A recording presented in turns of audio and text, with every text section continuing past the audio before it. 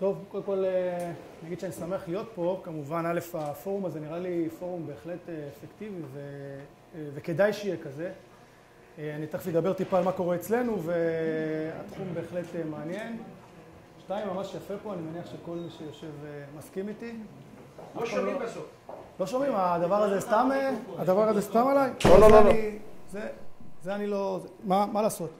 יש מיקרופון. לא, חוץ מהמיקרופון. לא, זה רק אליי. אז רק אליך, בסדר? אז אני אשתדל לדבר חזק יותר. נכון. שומעים, נכון? תחשוב שזה טירוני. לא, שומעים. אין לנו טירונים למזלי, אז הנוף יפה, והסיבה השלישית שיש לי את ה... אתה יכול לקחת ביד את המיקרופון הזה שם. לא צריך, שומעים אותי. שיש לי את ה... שומעים שם לדעתי. שומעים, נכון? מה? אתם שומעים. אתה רואה? והסיבה השלישית שיש לי את ההזדמנות לפגוש את פרופסור אריאל פרנק, שקיבל אותי לפני 20 שנה לתואר הראשון, הוא בטח לא זוכר. היה לי חסר כמה נקודות לא זוכר מה, ובפחות סיימת לקבל אותי, אז תודה רבה לך. זה היה לפני 20 שנה, אז רק בשביל זה היה שלום. אנחנו מודים לו. כן, זה אתם תדעו אחרי ההרצאה אם אתם מודים לו או לא. אני מדבר איתכם טיפה על הסיפור של איך אנחנו לוקחים ילדים בני 18, מאוד איכותיים, ממיינים אותם, בסוף של דבר אחרי מספר חודשים מוציאים אותם ונותנים להם את הדבר הכי מקסים מבחינתנו שיכול להיות, זה לפתח מערכות שמצילות חיים ושמגינות על מדינת ישראל. זה חלק מהאתגרים של בסמך. בסמך זה בעצם אותה אקדמיה שדיברנו עליה מקודם. אבל לפני שאני ככה אדבר טיפה על תהליכי הלמידה וההכשרה, אני קצת אדבר על עם מה אנחנו בעצם מתמודדים ומאיפה אנחנו באים. טיפה על השכונה שבה אנחנו נמצאים.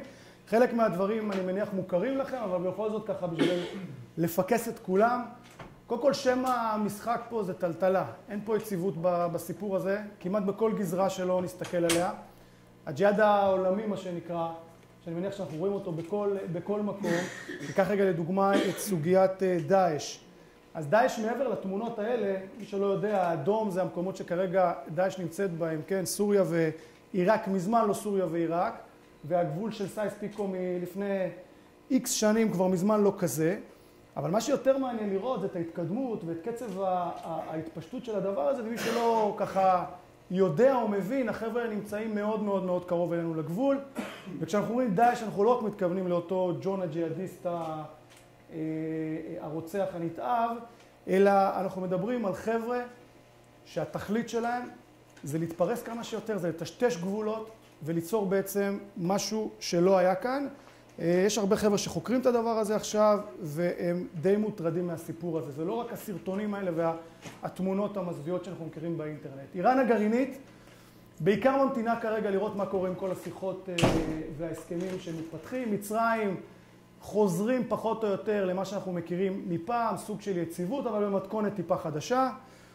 עזה ויו"ש אנחנו מכירים, מה שהיה בצוק איתן, יו"ש באיזושהי מגמת התעוררות כזאת או אחרת. וסוריה ולבנון, אנחנו תכף טיפה נראה מה קורה שם. התפתחות הקרב, אני לקחתי פה דוגמה מסוגיית השיגורים שהייתה, אתם יכולים לראות פה לפי הצבעים, צוק איתן זה האדום מן הסתם, עמוד ענן ועופרת יצוקה.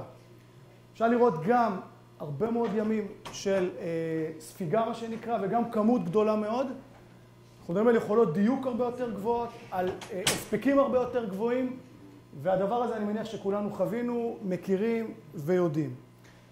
או הפתעות כמובן, בסדר? כל סיפור המנהור, המנהרות התת-קרקעיות, כן, לא קומנדו ימי, זה כמובן רחוק מלהיות כזה, אבל בכל זאת אנחנו רואים מזל"טים שהם סוג של מזל"טים, יותר קרובים לטיסנים, אבל בכל זאת הפתעות, וכמובן כל סוגיית השיגורים. וקצין בכיר אצלנו אמר שמה שראינו בצוק איתן זה הבוחן. המבחן האמיתי יהיה שם. חלילה, אם יהיה, מתי שיהיה, החיזבאללה נראים אחרת לגמרי, הם כבר צבא הרבה יותר ממוסד, הרבה יותר מסודר, עם יכולות מודיעיניות, עם יכולות התקפיות של טילים הרבה יותר גבוהות ממה שראינו.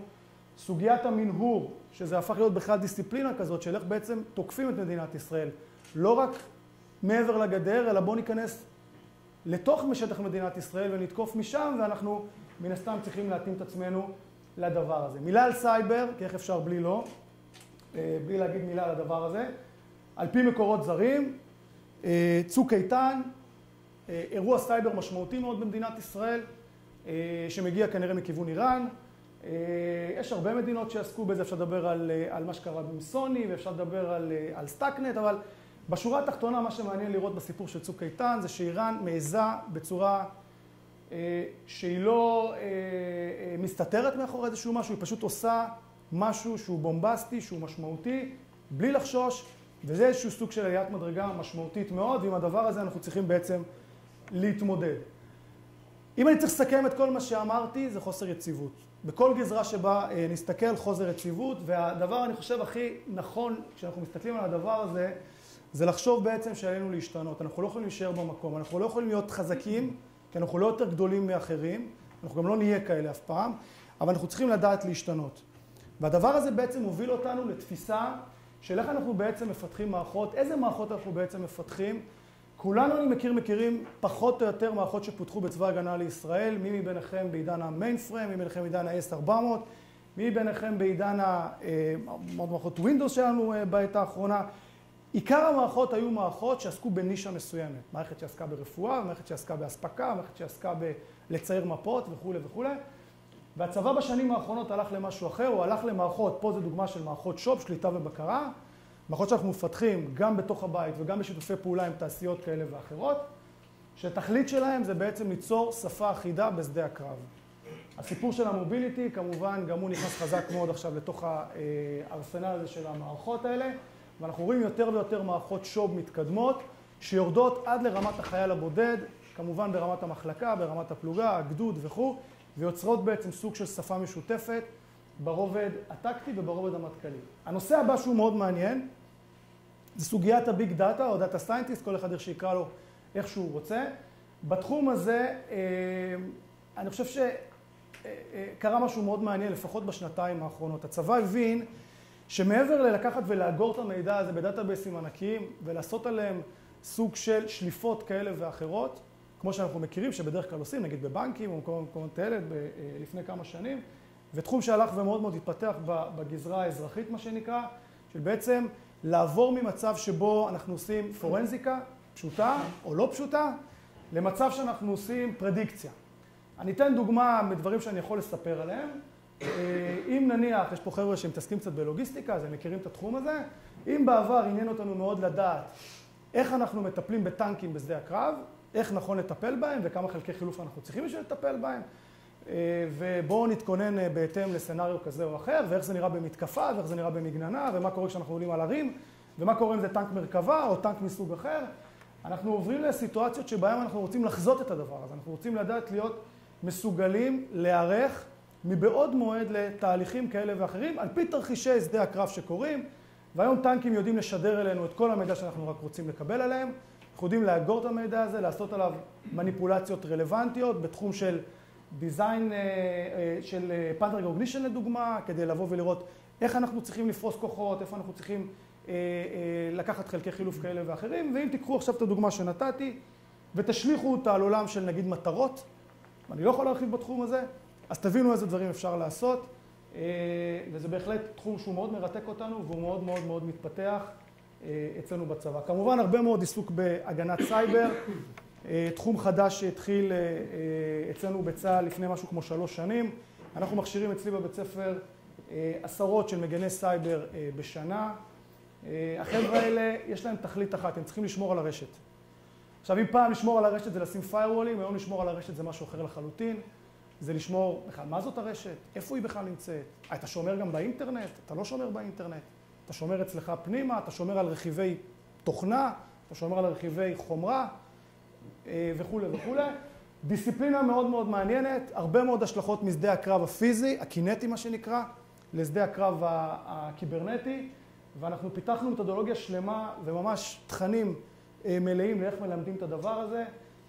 אם היה לי קצת יותר זמן, כמובן הייתי מפרט יותר, אבל לצערי אני לא יכול. מערכות מודיעיניות, שתמיד היו מה שנקרא state of the art בכל קנה מידה. שם המשחק בסיפור של מערכות מודיעיניות זה להביא אותם כמה שיותר קרוב לשטח. אחד הדברים שאנחנו יודעים, קראנו על זה בעיתונים, זה לא סוד, שהמערכות האלה והמידע שהיה, והיה מידע טוב במלחמת לבנון השנייה, לא לגמרי זרם למקומות שרצינו שהוא זרום. והיום בעצם שם המשחק זה לקחת את המערכות האלה ולהיות מסוגלים לשים אותם במקומות שאנחנו רוצים לשים אותם. ודבר נוסף שאפשר להגיד על הדבר הזה, ולא הרבה אפשר להגיד על זה, זה שכל העולם שאנחנו רואים שמתפתח ברשתות החברתיות, במה שנקרא חוכמת ההמונים, אם נדע להשכיל ולקחת את זה לעולם המודיעיני, תחשבו מה אפשר לעשות עם הדברים האלה, ואני כמובן לא ארחיב מעבר לדבר הזה, וכמובן תשתיות תומכות, כי ככל שהדבר הזה עולה, אז גם צריך לעשות יותר ויותר, ואנחנו בתחום הזה נכנסים חזק מאוד לארכיטקטורות של הענן, ולשם אנחנו בעצם מתפתחים. מלחמת העולם השנייה, 648 פגזים כדי לפגוע במטרה אחת. זה פחות או יותר המקבץ כדי לדעת, להיות מסוגלים להוריד איזשהו גשר, איזושהי נקודה מסוימת בשדה. אנחנו מסתכלים היום על ניהול מטרות בראייה אחרת לחלוטין. רדיוס של 5 מטרים, 100% כמעט דיוק.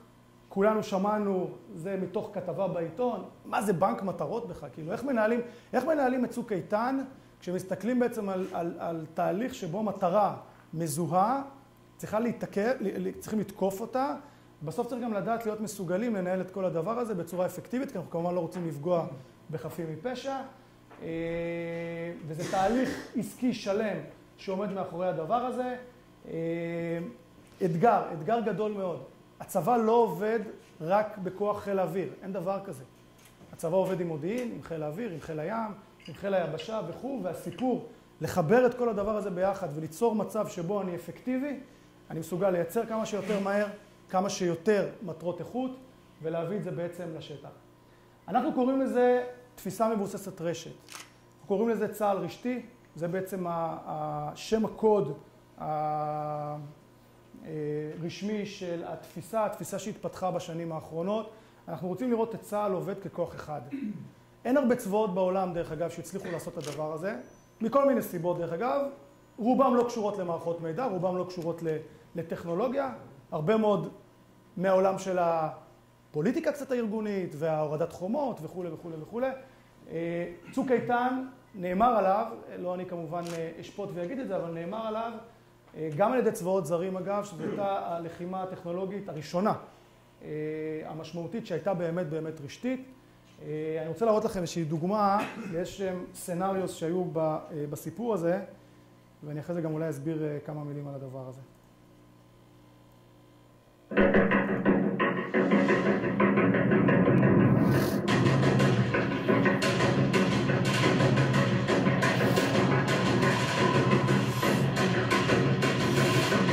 שילוביות אפשר לנו להגיע לשת"פ חסר תקדים שלא היה כמוהו בעצם של כל הזרועות, מאמץ אש המשולב תמרון בהספקים מאוד גבוהים ומשיגים יוצאי דופן.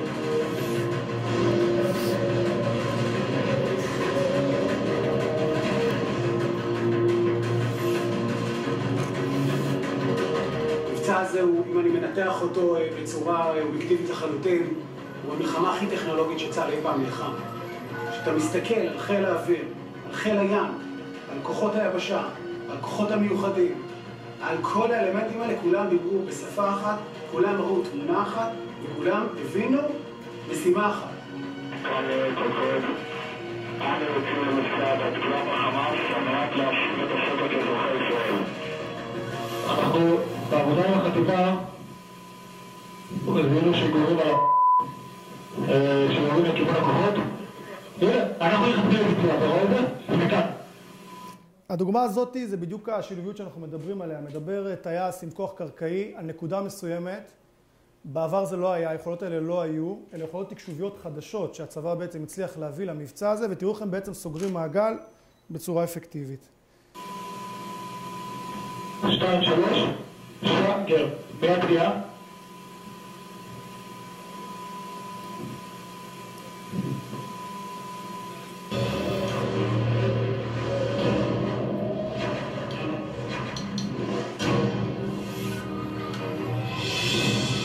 אנחנו יכולנו בזמן קצר מאוד להעביר את המידע על מבנים ממולכדים, על מטענים על הצירים, על אזורים שבהם חוליות התעסקו עם הקרקע, באופן ישיר לכוחות, דרך המפקדה או ישירות מול גורמי האיסוף, שידעו לשים ישר את המיקומים על המסועה. אפשר לנו בשילוב של זה עם הרדיו לשתף את המידע וגם את התובנות מתוך המידע הזה.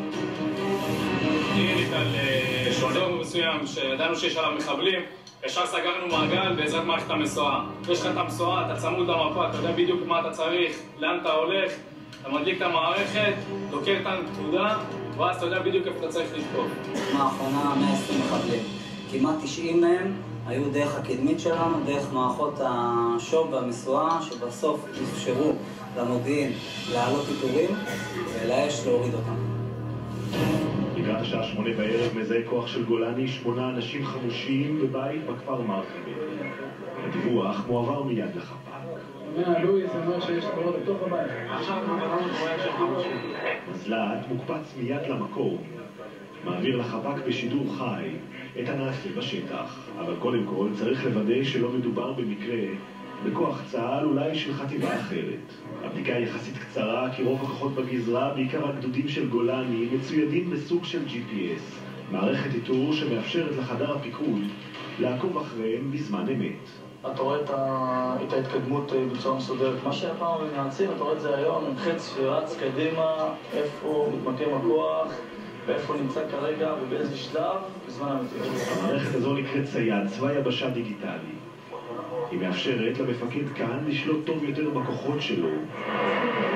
משפרת את התאום בינו לבין הגופים האחרים, למשל אנשי חיל האוויר, זה שאמור לפגוע בבית שבו נמצאים המחבלים. באותו רגע שהמפקד מסמן את המטרה על המחשב בחדר, מקבל את הסימן גם המחשב במסוק הקרב.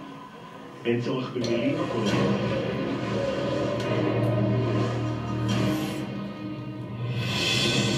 כל מטרה שנתקפה בעזה היא תוצאה של מערכת תקשובית תומכת.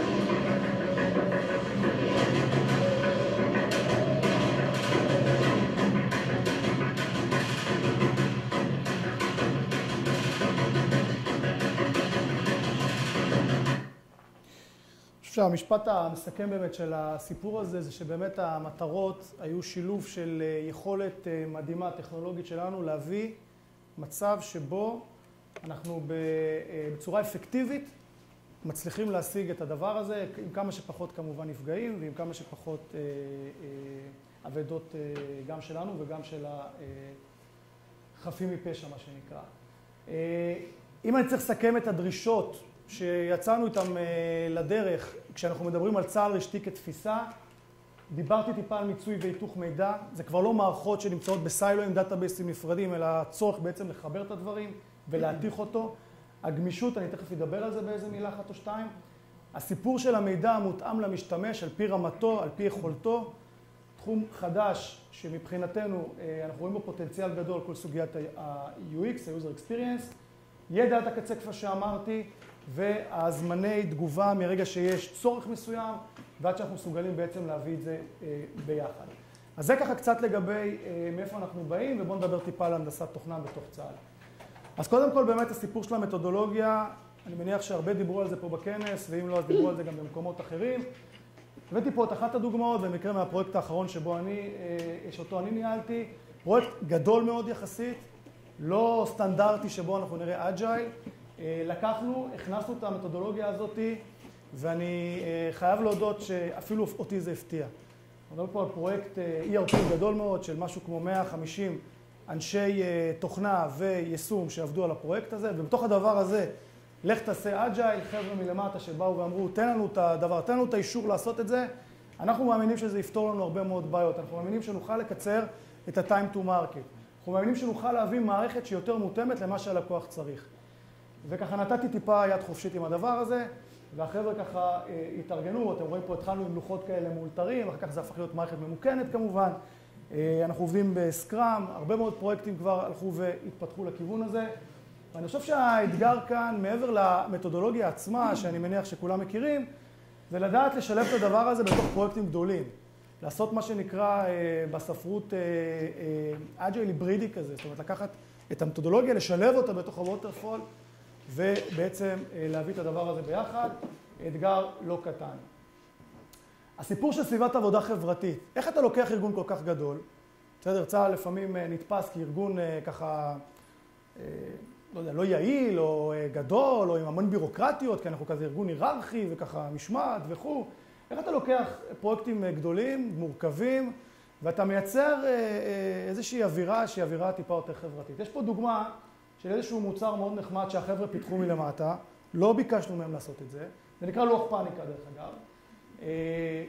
מישהו יצא לו לראות דברים כאלה, עבד עם לוחות פאניקה, רואים את זה הרבה בסטארט-אפים. לקחנו את הדבר הזה, הצמדנו את האפליקציה הזאת על הדאטאבייסים של התוכניות עבודה שלנו. אתם יכולים לראות פה בשעונים שמתעדכנים בלייב, מתוך תוכניות העבודה, ומראים את זה בעצם לצוותים. יש צוותים שעומדים מאחורי כל קבוצה וקבוצה של נושאים כאלה. זה במקרה מערכת שעושה לוגיסטיקה, ניהול לוגיסטי של שדה הקרב. יש פה איזשהו סיפור של ניצול באפר פרויקטלי, כי אנחנו עובדים קצת TOC, וכל מיני סטטוסים שמתחלפים פה, במקרה הזה זה תסריטים של חבילה 2, מתי אנחנו, אירועים קרובים שקורים בקרוב, והכי חשוב עוד כמה זמן נשאר עד סיום הסבב הבא. הדבר הזה כל הזמן רץ, במקרה הזה אתם רואים עוד 4 ימים, 22 שעות וכו' וכו', והדברים האלה רצים, ויש פה קצת הוואי וכו'. והמדהים בתוך הדבר הזה, שאת הדבר הזה שמנו, לא בתוך הפרויקט, שמנו אותו בחוץ, בלובי. הקרנו את זה על פלזמה גדולה, וכל הלקוחות שלנו וכל המשתמשים שלנו שנכנסו בעצם לפרויקט, ראו את הדבר הזה מול העיניים, תרצו פתיחות, תרצו שיקוף של הדברים שלנו, אנחנו לא מתביישים, כך נראית תוכנית העבודה שלנו. וגם כשאנחנו לא עומדים בלוחות הזמנים, כמו שאתם רואים כאן לדוגמה, כמו שתכננו, כי אנחנו על הפס האדום, אז לא קרה כלום. אנחנו לא מתביישים בזה, יש לזה סיבות טובות ואנחנו מנהלים את זה, ויש ניהול סיכונים מאחורי זה וכו', אבל זה איזשהו סוג של, לדעתי, התקדמות חברתית שיש בעולם הזה של ניהול פרויקטים ובכלל. דבר נוסף ששווה לדבר עליו זה סוגיית חוויית המשתמש. מה כבר לא נאמר על הסיפור של UI, על ממשק המשתמש וכו'. אני מראה לכם פה דוגמה של מערכת אולי הכי חשובה בצבא הגנה לישראל, נקראת טירת האגם. אני מניח שחלק מהאנשים שמעו על המערכת הזאת, מערכת מסווגת מאוד. כמובן המידע שיש פה הוא לא מידע אמיתי. זאת המערכת שהרמטכ"ל עובד עליה. עם המערכת הזאת הוא בעצם מבצע את הערכות המצב שלו בבור, ועם זה בסוף מקבלים החלטות כמעט על כל דבר, מרמת המטכ"ל ועד רמת הפיקוד. וככה המערכת הזאת נראית. היא נראית כך, לאורך שנים היא נראתה כך. התחלנו לפתח אותה לפני משהו כמו 15 שנה בערך. אפשר לומר שיא הטכנולוגיה, .NET, הרבה מאוד טכנולוגיה שהייתה מעורבת בדבר הזה, המערכת שכמובן משלבת, מספר דיסציפלינות ועוד כל מיני דברים מעניינים אחרים. ובאיזשהו שלב הגענו למצב שבו אנחנו מבינים שלמשתמשים קשה מאוד לעבוד עם המערכת הזאת. עכשיו תראו, היא נראית די טוב. כאילו, יש פה עץ, וזה אפילו קצת גרפי, ויש פה מפה די נחמדה, ואפשר לראות כחול ואדום, וכחול זה הטובים, והאדום זה הרעים כמובן, וזה נראה על הכיפק. אבל המשתמשים לא מסוגלים לעבוד עם זה. קשה להם מאוד לעבוד עם זה, הם לא מצליחים למצוא בעצם מה שהם רוצים. ואנחנו בעצם מבינים שיש פה איזושהי אבולוציה של תפיסה, המערכת החדשה הולכת לראות בסגנון כזה. אנחנו רואים פה כבר חיפוש מסוג אחר, יותר מזכיר גוגל כזה. המפות הן כמובן מפות שנראות כבר בצורה קצת יותר קרובה ממה שאנחנו מכירים מהבית. אין הרבה מסכים, אין הרבה תפריטים, יש חיפוש, כל דרך החיפוש. וחלונות נפתחים בווב ולא נפתחים ככה בזה, כי בסוף אנחנו רוצים שאנשים יחוו חוויה. שמתי פה כמה נקודות שככה, כשהעמקנו בהם, אז הבנו מה אנחנו בעצם רוצים, לאן אנחנו רוצים להגיע. אז אנחנו החלטנו שאנחנו עוברים לווב באופן כמעט טוטלי, בכל הזדמנות שיש אנחנו עוברים לווב. כמה שפחות להמציא את הדברים, אנשים מכירים תפיסות מסוימות מהבית, בואו נביא להם אותם. כמובן פשטות, תפיסת search and don't sort, כמה שיותר גרפים, פחות טבלאות, טאגינג, תפיסה ככה שמגיעה מהעולם היותר חברתי, איך אנחנו מממשים אותה בעולם המבצעי, וכמובן כל סוגיית ההטמעה שקשורה לדבר הזה. מה שהוליד אצלנו עכשיו, בעצם שאלה, איך מנתח המערכות בעצם משתלב עם מה שאנחנו קוראים מאפיין ה-UX. לצורך העניין דיסציפלינה חדשה, אנחנו לא הכרנו אותה עד עכשיו. אני עכשיו פותח קורסים שעוסקים ב-UX, אצלי בבית ספר. עכשיו כאילו מה זה UX? כאילו אוקיי, אני זוכר, למדנו פעם איך עושים ממשקים, איך עושים תפסים, ואיך עושים זה, 3 + 2, זה לא זה, זה כבר עולם אחר לחלוטין, ולשם אנחנו בעצם מתפתחים. יש גם אבולוציה כמובן שלמה, מעולם המיינספריים ולעולם המובייל, שבסוף המערכות שלנו, אנחנו רוצים שהם יראו ככה. רוצים שהם יראו ככה, כי ככה המשתמשים יוכלו להפיק מהם, מהמערכות האלה, הרבה יותר. עוד דבר מאוד מעניין ומאוד נחמד שהתפתח אצלנו, זה שיתופי פעולה לצורך יצירתיות. יש פה דוגמה למערכת שפותחה אצלנו בתוך הצבא, שוב, בלי שמישהו ביקש שיפתחו אותה, נקראת פינג. פינג, כן, בלשון בואו ניצור קונקשן כזה בין אחד לשני. אני עכשיו רוצה לפתוח איזשהו פרויקט יצירתי חדש אצלי בצבא, אני פותח פה איזשהו פרויקט, אפשר לראות את זה אולי כאן, הנה, מדגים מובייל באנדרואיד, פתחתי פרויקט, שמתי כל מיני חבר'ה שאני יודע על פי תגים מסוימים, במה הם מתמחים ובמה לא, אני פותח את זה לקהל הרחב, מי שרוצה להתחבר אליי ולעשות איתי ביחד את הפרויקט הזה, מוזמן, אלה חברי הצוות, סוג של קבוצות שמתחברות בצורה סטארט-אפית כזאת, מעבר לשעות הפעילות, אחר כך זה הופך להיות בתוך שעות הפעילות כמובן, כי אנחנו לאט ברגע שזה הופך להיות מבצעי יותר ורלוונטי יותר, אז אנחנו הופכים את זה להיות קצת יותר ממוסד, אבל זה מתחיל מפה, ופה אנחנו בעצם מנהלים את ההון האנושי שלנו. מבחינה ארכיטקטונית, מעבר חזק מאוד מעולם של ממשקים שהיינו פעם, לעולם שבו אנחנו קוראים לזה אינטרנט מבצעי, לוקחים בעצם תפיסת מערכות המידע ומסתכלים עליהם כענן, כאינטרנט, יותר תפיסה של שירותים, מה שמוביל אותנו כמובן להסתכלות מאוד מאוד מאוד מעמיקה כרגע על כל מה שאנחנו מכירים כמיקרו-סרוויסס, לא לפתח יותר ממשקים, פחות האבים, אלא יותר באמת קומפוננטות קטנות, אטומיות, שבהם אפשר לפרסם ולצרוך מידע. תפיסה שהאמת אפילו ככה אותי הפתיע שהתחלנו לעסוק בזה, כי עיקר הסיפור של אופן סורס זה כרגע, מה זה עושה עכשיו? איזה וירוסים זה מביא לנו לתוך הרשת הדבר הזה? מה אני עכשיו מכניס פה לינוקס או אנגולר JS וכו' וכו'. איפה אני יודע מה יש בתוך הדברים האלה? וככה בשלוש-ארבע שנים האחרונות, הוונדורים פשוט בפאניקה בהקשר הזה. אנחנו עוברים בצורה מאוד מאוד מאוד רצינית. המערכת שראיתי לכם מקודם, המערכת המרכזית שלנו, מפותחת עם הרבה מאוד רכיבים אופן סורס. עברנו מדוטנט לאנגולר, אנחנו עוברים ומפתחים במובייל מעל אנדרואיד, מדאטאבייסים רלציוניים לדאטאבייסים שהם NoSQL. אנחנו דרך אגב מאוד מרוצים מהמעבר הזה. אז טיפה על בסמך, בסמך בעצם מכשירה הרבה מאוד דיסציפלינות ומקצועות, הנדסת תוכנה בראש ובראשונה, זה המגמה המרכזית שיש לנו. אנחנו מכשירים סדר גודל של 12,000 חבר'ה בשנה, שככה נכנסים לתוך הבית ספר שלנו ויוצאים אנשי מקצוע. אני בעיקר אדבר על הסיפור של תוכניתנים, מה שמקביל אולי למהנדסי התוכנה, שזה התחום של הכנס הזה. עוסקים טיפה בתשתיות מחשוב, וכמובן בסייבר, שעל זה בהזדמנות אחרת, אם יהיה זמן אני אדבר. שאלנו את עצמנו מה זה תוכניתן בצה"ל. אנחנו עכשיו לקראת פיתוח של קורס תכנות חדש. קורס תכנות זה גולת הכותרת שלנו, זה קורס של חצי שנה, אנחנו לוקחים חבר'ה באמת הכי טובים שיש למדינת ישראל להציע. אנחנו ממיינים מעל 1,000 ילדים כל שנה, בסוף בוחרים סדר גודל של 100 ומשהו, והם עוברים אצלנו קורס של חצי שנה, בסוף החצי שנה הם צריכים לדלבר. הם צריכים להביא תפוקה מבצעית לצבא. אנחנו לא נותנים להם תואר אקדמי, אנחנו בסוף צריכים שהם ישבו ויפתחו מערכות דומות לאלה שהראיתי לכם. ושמנו פה הרבה מאוד דברים שמאחורי כל מילה ומילה שיש כאן היו דיונים ושקלנו כאילו כל מילה ואם המילה הזאת מתאימה ומה יותר גדול ומה פחות גדול וכו' וכו'. ורק על זה אפשר לעשות הרצאה שלמה של כמה שעות. ויש פה איזשהו מתח מובנה שאני ככה תמיד כשאני נפגש עם התוכניתנים אני מדבר איתם על זה. מצד אחד הם תוכניתנים. אנחנו מצפים שהם ידעו לעשות אלגוריתמיקה הכי טובה שאפשר, כי בסוף אני מקבל אותם כמעט בלי ידע במחשבים. אני צריך להכשיר אותם לתכנת. הם צריכים בסוף לתכנת. הם צריכים בסוף לדעת לעשות חישוביות, הם צריכים בסוף לדעת לעשות מבנה נתונים, הם צריכים בסוף לדעת לטפל בדברים, מה שנקרא ראשית הצירים, הבסיס של התכנות, ובדרך כלל עושים את זה בשפת C, זה ככה פחות או יותר הבסיס של הדבר הזה. אבל יש פה מתח, כי אנחנו גם מצפים מהם ליוזמה ויצירתיות, ואנחנו מצפים מהם גם להביא ערך מבצעי, ולא תמיד הדבר הזה מתחבר ביחד. כשאני בסוף בצוק איתן צריך להביא מערכת, יש הבדל בין להביא מערכת מושלמת, לבין להביא מערכת שתהיה good enough, אבל תעשה את מה שאני רוצה שהיא תעשה.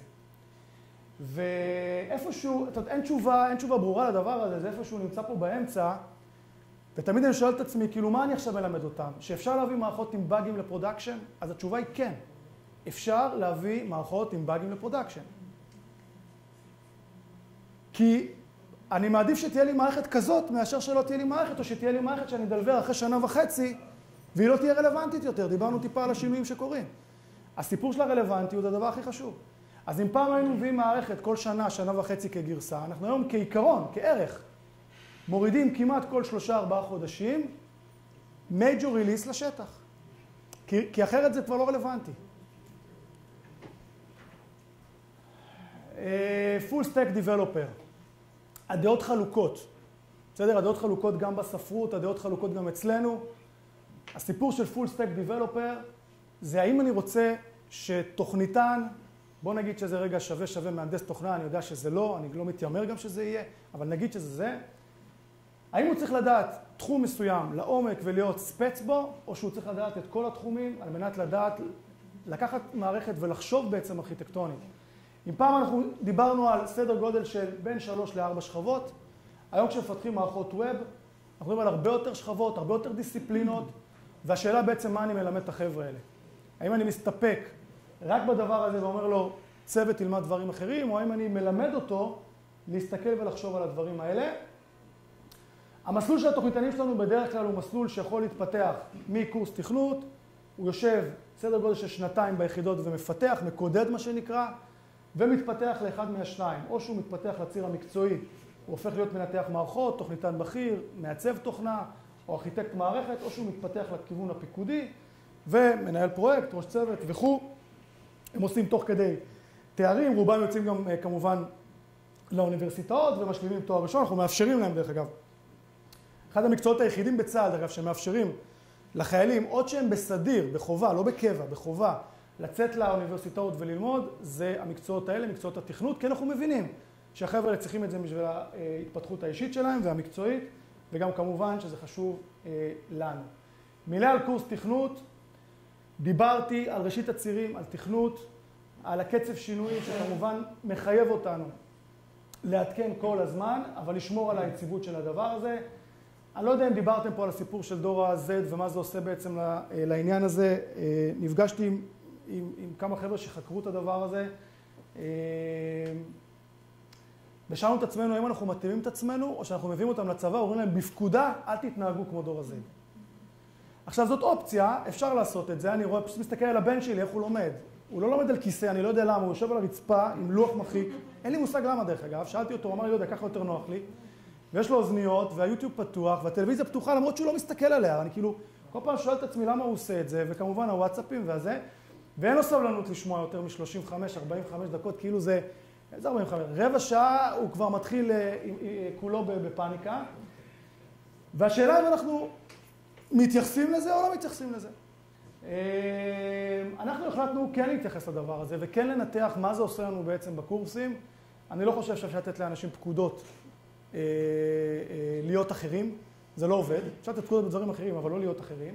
בטח לא להיות יצירתיים, ובטח לא לחשוב אחרת. אני מאוד אהבתי את הפרסומת של המכללה למינהל. יש פה מישהו במכללה למינהל?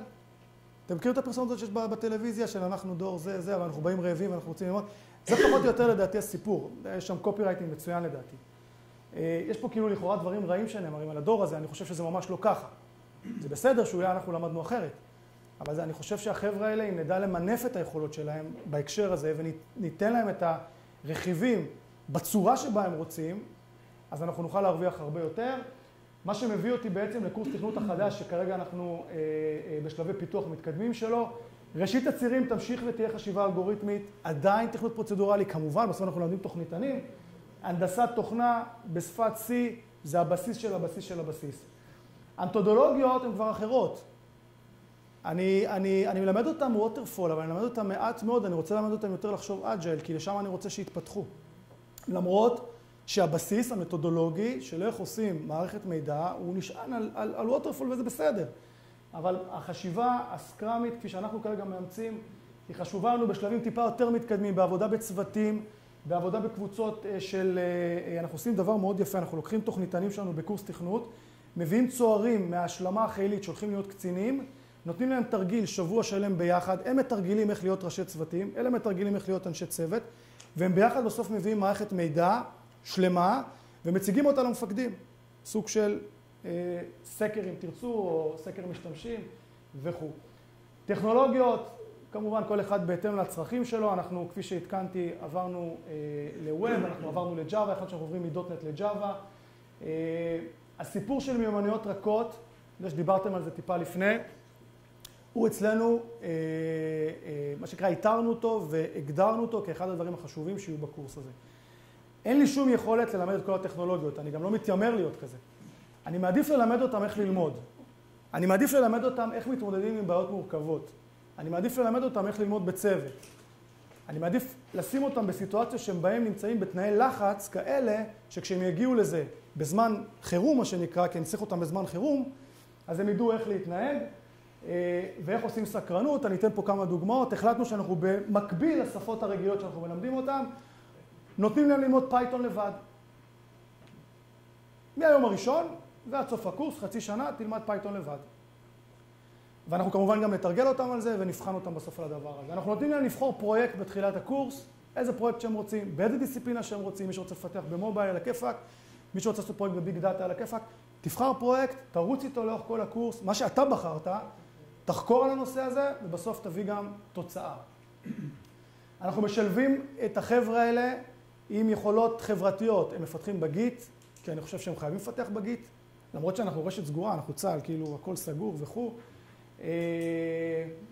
וה-Stack Overflow כסביבת מחקר בכלל, כן? יש תמיד את הוויכוח האם זה טוב ה-copy-paste או לא טוב ה-copy-paste. אני דרך אגב חייב להודות שאני בהתחלה הזדעזעתי מהדבר הזה, כאילו אין כמעט משהו שאתה לא יכול למצוא שם, כאילו.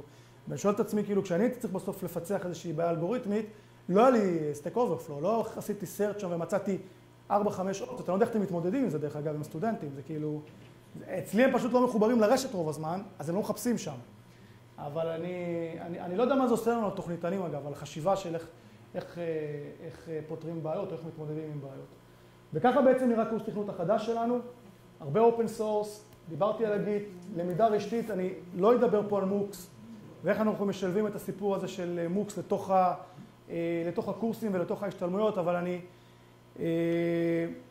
התנעתי עכשיו פעילות, פרויקט שלם, בנינו ממש גוף שלם שעוסק אצלנו בלמידה רשתית, אנחנו מאוד מאמינים בתחום הזה, פחות בקורסי היסוד, יותר בהשתלמויות המתקדמות שלנו, עושר שלם של תכנים שנמצאים ברשת, כמובן צריך לברור אותם, צריך לראות שהם באמת מתאימים לנו, קורסרה, אדקס, יודמי, כאן אקדמי, פלורל סייט, שיש שם בכלל אקדמיה וירטואלית שאפשר למצוא שם המון דברים מעניינים, לקחת, לשלב אותם ולפתח ביחד השתלמויות. TDD, אני מודה שעדיין לא פיצחנו לעצמנו את השאלה איך אנחנו משלבים את הדבר הזה. אני מניח שרובכם מכירים, נכון? שמעת? אנחנו מסתכלים על זה כרגע בסקרנות רבה, כי זה שינוי תפיסה. אנחנו עוד לא החלטנו בדיוק איך אנחנו עושים, אבל ברור שאנחנו רוצים לעשות משהו מהדבר הזה, ועל כל שאר הדברים, כמובן הקטונים וכו', דיברתי. שקף אחרון, הסיפור של צה"ל וכל מה שהוא עושה הוא חלק מאקוסיסטם שלם במדינת ישראל. אנחנו רואים את החבר'ה האלה מגיעים מהקהילה, מוכשרים במערכת החינוך, אני לא אגיד בפורום הזה את דעתי על הדבר הזה. מה שאנחנו עושים, והראיתי לכם דוגמאות, הם כמובן באים בסוף אליכם, כי 90% מהחבר'ה האלה מגיעים לכאן, אם זה תוך כדי השירות או אחרי השירות, משתלבים בסוף בתעשיות ההייטק ומגיעים אלינו כאנשי מילואים, ואני לא יודע כמה התרומה שלנו למה שנקרא סטארט-אפ ניישן, אבל בטוח שיש לנו חלק משמעותי מאוד בסיפור הזה, ואני חושב שזה יפה מאוד ככה לחשוב על זה שאנחנו חלק ממערכת שלמה. אז זהו, זה מה שהיה לי להגיד, אם יש שאלות אז אני אשמח. כן. כן. אני בדיוק אתמול אחרי לילה לבן של מעבר על 1,000 ומשהו שורות של חבר'ה שהתמיינו. אנחנו מביאים אותם איפשהו בכיתה י"ב, בתחילת כיתה י"ב, אחרי שאנחנו מאתרים יכולות מסוימות של קב"א, דפ"ר וכו'. הם מגיעים אלינו למבחנים אישיותיים, שהם ממש פסיכולוגים שיושבים ומראיינים אותם. אנחנו בוחנים אותם על אלגוריתמיקה בסיסית, הם לא צריכים לדעת שפת תכנות מסוימת. אנחנו שואלים אותם שאלות אלגוריתמיות, מורכבות, אבל בסיסיות מבחינת הצורך שלך לדעת שפת תכנות כזאת או אחרת. קצת צורות, קצת אנגלית, ובסופו של דבר מייצרים איזשהו פרופיל לגבי היכולת והסיכוי של הילד הזה להצליח בקורס תכנות. את הדבר הזה אנחנו בודקים כמעט כל שנה במבחנים של קורלציה בין ההצלחה שלהם לבין מה שאנחנו בדקנו. אנחנו עושים מדי פעם התאמות כאלה ואחרות. אחוז הניבוי שלנו הוא מאוד מאוד גבוה, הוא מאוד מאוד גבוה. יש לנו אחוז נשירה בקורס תכנות של בין 15% ל-20%, שזה הרבה, אבל אני אומר תמיד שאם בקורס טייס זה טוב, אז זה גם טוב אצלנו. עוד שאלות, כן. האם יש גם אנשים שעובדים בתכנות בצה"ל שבאו דרך מערכת עתודאית. האם אי פעם עשיתם איזושהי השוואה בין אלו שהם תוצרי קורס התכנות ועולם העתודאים? אני מנסה לחשוב איך אני מנסח את התשובה הכי פוליטיקלי קורקט. תראה, אני אתן לך דוגמה. אני ראיינתי קצין שהגיע אליי אחרי שהוא סיים תואר ראשון, אני לא אגיד באיזו אוניברסיטה, במדעי המחשב. והצעתי לו מספר תפקידים. אמרתי לו, תשמע, אני יכול לשים אותך בפרויקט כזה, ואני יכול לשים אותך בפרויקט של סייבר כזה וכזה. והוא שאל אותי מה זה סייבר. עכשיו, אני לא צוחק, הוא שאל אותי מה זה סייבר. ולא כאילו, בסדר, הוא למד מדעי המחשב, וזה על הכיפק, וכנראה שבמדעי המחשב לא צריך ללמוד מה זה סייבר, או שיכול להיות שהוא היה סטודנט גרוע, זה גם יכול להיות דרך אגב. אני לא, זאת אומרת, לא כרגע מסנגר. עתודאי זה עתודאי, אתם מכירים את העתודאים, אתם יודעים. כן, תמיד עושים בשורה הראשונה, והם תמיד עושים לכם את השיעור יותר מעניין. אני ככה אחרי קורס שהרציתי בבן גוריון, ואני כאילו, מזהים אותם מיד, זה החבר'ה, דרך אגב, כיף גם לעבוד איתם. אנחנו משלבים אותם במקומות המתאימים. הם באים עם הרבה מאוד יכולת תיאורטית. הם בדרך כלל יושבים ולומדים בשנה-שנתיים הראשונות. הם מלכלכים את הידיים בשנה-שנתיים הראשונות. אנחנו לא מתביישים לקחת סמל, שהוא בוגר קורס תכנות, להצמיד אותם לעתודאי הזה, כדי שהוא יסביר לו איך בפועל מפתחים מערכת מידע. הוא יודע המון דברים טובים, אבל בסוף לשבת בצוות, ב-12 בלילה, ולעשות source control, הוא לא ידע כנראה בצורה מספיק טובה, וזה תלוי מאיפה הוא מגיע, דרך אגב, עשיתי פה הכללה מאוד מאוד גרועה, תלוי מאיפה הוא מגיע. מגיעים חלקם עם ניסיון וחלקם עם פחות ניסיון. בוא נוגע לאחת מהשאלות הבסיסיות שאנחנו דנים בו. כן, תראה, הכמות היא לא גדולה דרך אגב, אין לנו הרבה עתודאים, לצערי דרך אגב, הלוואי והיה הרבה יותר. רוב מסת הפיתוח שלנו זה חבר'ה שאנחנו מכשירים בקורסי התכנות והאזורים האלה. שאתה אומר שלנו זה הפסקה או ביחידה מסוימת? צבא בכללותו? אני לא אמרתי בהתחלה, אני מכשיר לכל זרועות הצבא. הבוגרים שלי משתלבים בכל החילות, בחיל מודיעין, בחיל האוויר, בחיל הים. אני אקדמיה רב זרועית, כלל צה"לי, בסדר? אני נמצא אומנם באגף התקשוב, אני חלק מלוטם, שזו יחידה טכנולוגית, אבל אני מכשיר לכל הצבא. למה חצי שנה, לא 6 חודשים, לא 4 חודשים? שאלה טובה, אנחנו שואלים את עצמנו את השאלה הזאת מדי פעם. אני אגלה לך סוד, הפזם של החבר'ה לא נספר על הפזם שלהם, הם מגיעים אלינו כקד"צ, הם עושים את זה, הם לא חיילים בכלל. הם עושים את זה כקדם צה"לי, הסיבה הייתה כדי שלא ישמרו, טכנית זאת הייתה הסיבה, הם פשוט לא שומרים, כי הם לא חיילים, הם לא יכולים לשמור. הם לובשים מדים והם לומדים משעה 8 בבוקר עד שעה 10:30-11 בלילה ובימי שישי. למה? כן, ההורים שלהם מתלוננים על זה שהם עובדים קשה. והם עובדים קשה. למה חצי שנה? תראה, שוב אני אומר, יכול להיות שזה סיפור של זה לא עולה לי כמערכת, יכול להיות, אני לא אומר שזאת התשובה, אבל באמת שאני מסתכל מה אני בסוף. תחשוב, אני צריך לקחת ילד שלמד מוזיקה או ביולוגיה, ואחרי חצי שנה להוציא אותו כשהוא מסוגל לפתח מערכות מידע מבצעיות. איך אתה עושה את זה בפחות מחצי שנה? עכשיו, אם תיתן לי 8 חודשים, אני אמלא גם 8 חודשים. זה ברור הרי. אנחנו עושים את הדבר הזה כבר מ-1959. חצי שנה. 59. כן, לא התבלבלתי. 1959 קורס תכנות ראשון בממר"ם. כן. דיברת על שאתם לא צריכים לשלב את TDD, אבל דיסציפלינה של הטסטינג שלכם על התכנה, איפה זה נכנס? כי לא הזכרת את זה כמעט בשום מקום. יש לנו, בשקף שהראיתי את הדיסציפלינות של בסמך, הראיתי שיש לנו תחום שנקרא בדיקות. אנחנו מכשירים גם אנשי בדיקות. לא היה לי מספיק זמן לדבר על זה, אבל בתחום הזה אנחנו הולכים חזק מאוד לסוגיות של אוטומציה כמובן, ושילוב שלהם בתוך צוותי הפיתוח. זה פשוט דיסציפלינה אחרת. את התוכניתנים שלנו אנחנו לא מלמדים כמעט בדיקות, אנחנו לומדים אותם ככה עקרונות וכו', בעיקר כמובן כל הסוגיה של יוניט טסט וכו', אבל מעבר לזה אנחנו כמעט ולא, הם צריכים כמובן לדעת, להכיר וכו'. יש לנו צוותי בדיקות בדרך כלל שעובדים בפרויקטים האלה, והם בעצם אחראים על התחום הזה. זאת אומרת, זה קורסים נפרדים שמוכשרים, יש בצה"ל מקצוע שנקרא בודק תוכנה. זה עדיין, כאילו בצה"ל זה מפוצל לגמרי. כן. שוב, אני אומר, יוניט טסט וכו', הם חייבים לדעת ומה זה אומר, ואיך משתנים בדיקות אינטגרציה וכו', אבל הם לא בודקי תוכנה, הם לא טסטרים. כן. אחד דברים שמתקשים מאוד לעשות עם מתכנתים בתעשייה, זה לאלץ אותם לעבוד לפי תהליך שמסוים. כי תכנת, כי הוא האקר, כי הוא בא לו לעשות את זה אחרת ולא זה. מעניין אותי אם בצבא, כיוון שאתה בצבא, אתה יכול להוריד פקודה, איך זה עובד יותר טוב. תראה, כשאני לימדתי בקורסי קפ"טים, קורסי ניהול פרויקטים אצלנו, קידשנו את הסיפור של מתודולוגיית ווטרפול והסברנו להם שיש לנו קורס של 4 חודשים לאיך עושים ניתוח מערכת לדוגמה. ובצבא, אתה יודע, הכל מסודר, יש פקודות, איך עושים ניתוח, ואיך עושים עיצוב, ואיך עושים בדיקות, ואיך עושים. יש לנו נוהל מאוד מפורסם, נקרא 10/1, מי שמכיר, של איך עושים פרויקט בצבא הגנה לישראל. זה לא עובד. אנחנו מבינים שכדי להיות רלוונטיים, אנחנו צריכים להיות מסוגלים להיות יותר סטארט-אפים. ולכן אנחנו לא מתגמשים על האיכות, אלא יותר ויותר משלבים מתודולוגיות שמאפשרות לנו להביא בקוונטים קצרים יותר תפוקות. אנחנו לא מוותרים על עקרונות. אני אתן לך דוגמה, SRR לדוגמה, סקר דרישות, אני בחיים לא אוותר עליו. לא משנה איזה מתודולוגיה אני אבחר. לא משנה אם אני אהיה סקראם, אם אני אהיה ווטרפול או whatever, בסוף יש דברים שהם מאוד עקרוניים. עכשיו זה לא משנה כל כך אם אתה תעשה את ה-SRR הזה באקסל או תשתמש במערכת כזאת או אחרת. אני לא חסיד גדול של לתת פקודות לאיזה מערכת להשתמש בדיוק כדי לנהל משהו וכו'. אני יותר אוהב את הדבר הזה של היצירתיות שמגיעה מלמטה ולהתאים את זה לכל פרויקט ולמה שהוא צריך ולאיך שהוא צריך. עולם הנדסת התוכנה בצה"ל הוא קצת שונה מהעולם ההיררכי הרגיל שאנחנו מכירים, שצריך להיות אולי בצבא.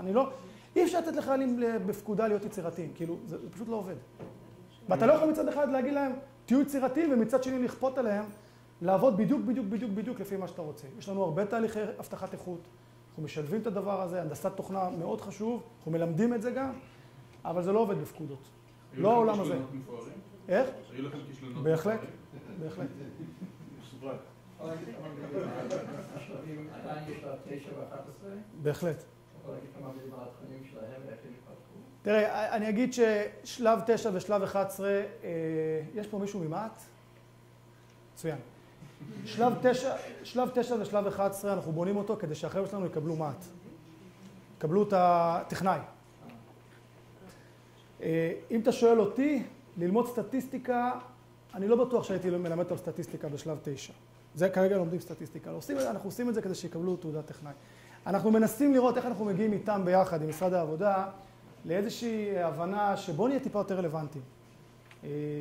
אני התכוונתי יותר להיבטים של הנדסת תוכנה ותכנות בתוך 9. כן, יש, אבל לא הרבה, כי לצערי כובלים את ידינו, מה שנקרא, בחלק מהדברים. אנחנו צריכים לעמוד בסטנדרטים מסוימים כדי לעמוד במה שמעט מבקשים מאיתנו. אבל יש שם הרבה תכנים, זאת אומרת, יש הרבה תכנים, בסוף פרויקט שהם עושים וכו', הם לומדים על הנדסת תוכנה, אבל אנחנו לא לגמרי פתוחים שם, לצערי. עוד שאלות? שאלו על חרדים. חרדים, שאלה מצוינת. פרויקט שנקרא פרויקט שחר, שילוב חרדים. אנחנו קולטים עשרות כאלה בשנה אלינו לבית ספר. אנחנו שמים אותם בכיתה נפרדת. יש כל מיני הנחיות למי יכול ללמד ואיך יכול ללמד, ושעות לתפילה וכו'. זה פרויקט שאנחנו מאוד גאים בו. הוא עובד מאוד יפה, החבר'ה האלה משתלבים בצורה מצוינת ביחידות אחר כך. התחלנו את זה לפני, איפה הדס? כמה? 2008. עם קורס ראשון. היום אנחנו עושים קורס כזה אחד בשנה, נכון? שניים כאלה בשנה. החבר'ה האלה פשוט יודעים ללמוד נפלא. כאילו, הם פשוט מדהים. אתה מושיב אותם, אתה מלמד אותם אלגוריתמיקה, והם הרבה יותר בוגרים. אני פשוט, תמיד כשאני בא לדבר עם הקורס הזה, אני נהנה, כי כיף להיות שם. ואחרי זה משתלבים כמובן בתעשייה ובאקדמיה, וזה נפלא. עוד שאלות? תודה רבה. תודה רבה.